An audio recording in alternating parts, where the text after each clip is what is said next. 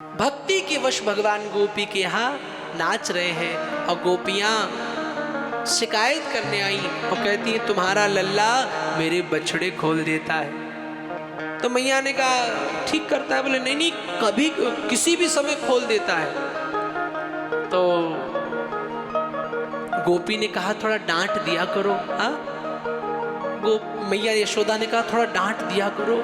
गोपी कहती मैया ये तो मैं सबसे पहले करती हूँ, मैं डांटती हूँ, लेकिन जैसे मैं डांटती हूँ ये मुस्कुरा देता है और इसकी एक मुस्कान देख करके मेरा सारा गुस्सा गायब हो जाता है।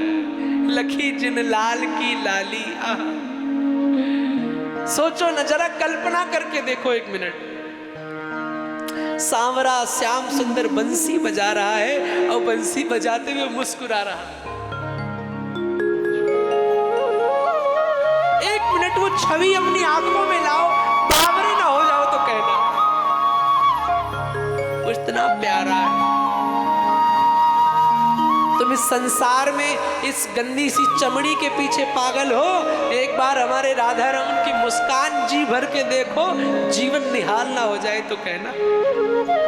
मेरा कृष्ण ऐसा ही है।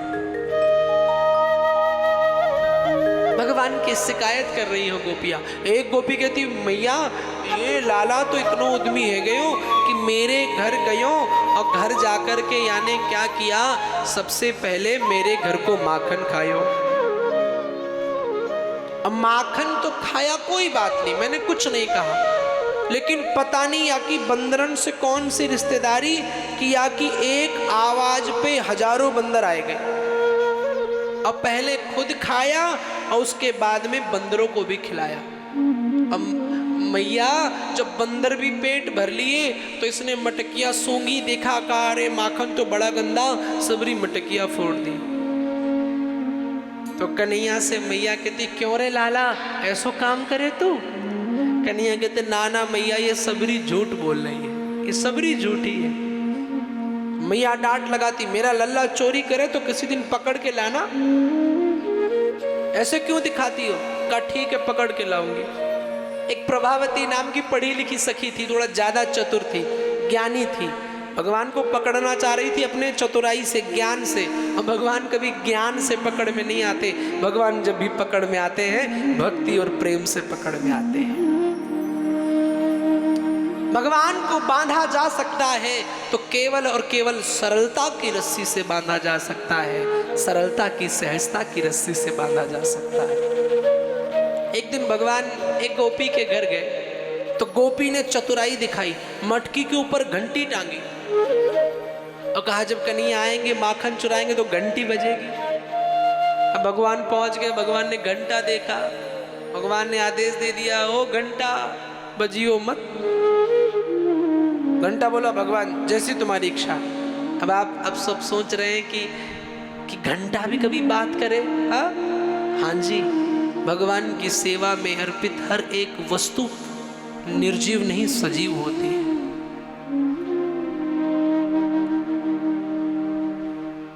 भगवान ने देखा मटकी ऊपर है तो नीचे सबसे मनसुखा को पहले घोड़ा बनाया, उसके ऊपर श्रीदामा, फिर सुबल, फिर मधुमंगल, और उसके ऊपर चढ़ के और भगवान ने मटकी में छेद किया।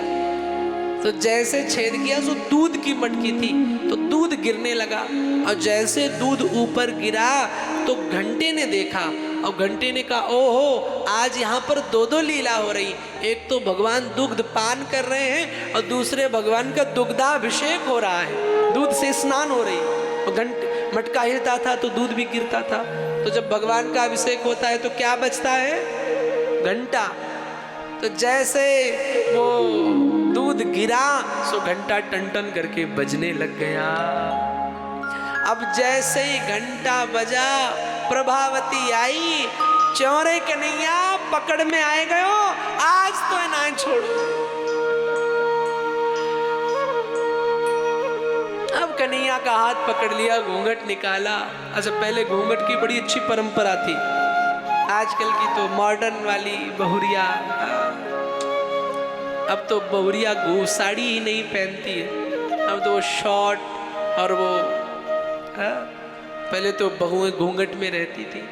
बड़ा अच्छा एक हमारा जो चरित्र, भारत का जो चित्र था वो चरित्रवान था। अब तो खैर क्या ही बात करें, बड़ी बात 2 दिन मैंने कर ली और कईयों ने सुनी तो अपनाई भी नहीं होगी। हम भी सोचते ठीक है भाई, तुम नहीं अपना रहे हो तो मेरा क्या जाएगा। हाँ? एकदम क्लियर टू क्लियर बोलने वाला महाराज हूँ। देखो मैं हमेशा कहता हूँ कथा में आओ तो वेलकम, ना आओ तो भीड़ कम। अब उनको कोई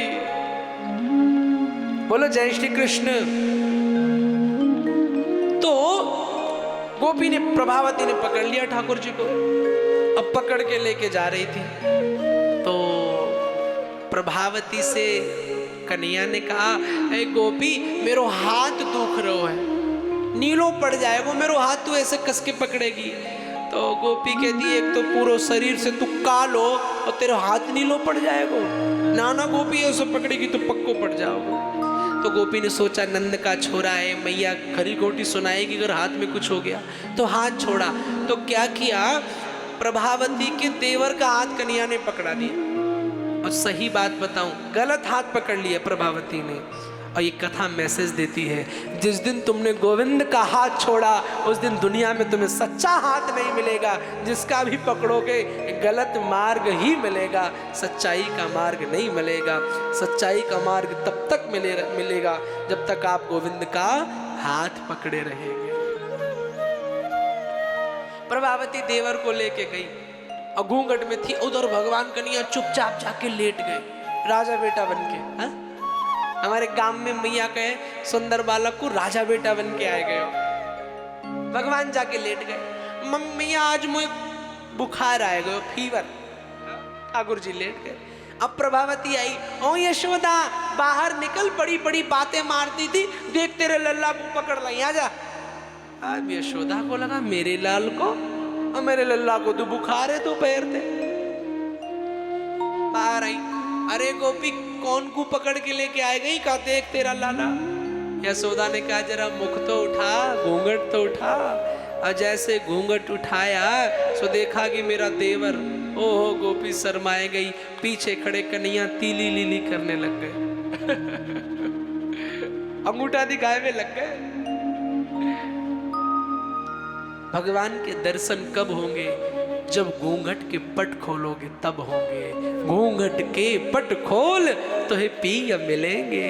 जब तक माया का पर्दा पड़ा रहेगा भगवान के दर्शन नहीं होंगे। जहां माया का पर्दा उठाओगे वहां गोविंद का दीदार हो जाएगा। जब तक दुकान मकान रिश्तेदार नातेदार इन्हीं सब में फंसे रहोगे गोविंद नहीं मिलने वाला। जिस दिन इससे ऊपर बढ़ोगे कन्हैया की प्राप्ति हो जाएगी।